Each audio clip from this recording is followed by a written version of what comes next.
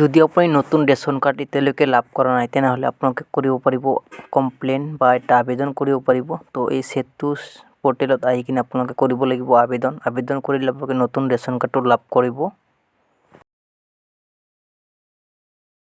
ইলেকশ্যনৰ সময়ত মই ৰাইজক কৈছিলোঁ যে আমাৰ মহিলাসকলৰ মাজত অৰুণোদয় আঁচনিৰ হিতাধিকাৰী আমি বঢ়াব খোজো। অৰ্থাৎ আজি যদি আমাৰ সৰু পথাৰত 20,000 মহিলাই অৰুণোদয় পায়, এইবাৰ আমি তাক 30,000লৈকে লৈ যাব খোজো, যাতে বেছিতকৈ বেছি মহিলাক আমি অৰুণোদয় আঁচনিৰ সুবিধা দিব পাৰোঁ।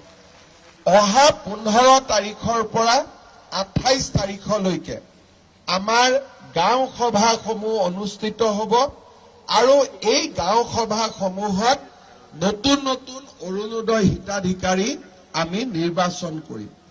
এইবাৰ আমি হিতাধিকাৰী নিৰ্বাচন কৰোঁতে সমষ্টিটোত যিমানটা পুলিং বুথ আছে সেই পুলিং বুথ অনুসৰি হিতাধিকাৰীসমূহ আমি বিতৰণ কৰি দিছোঁ।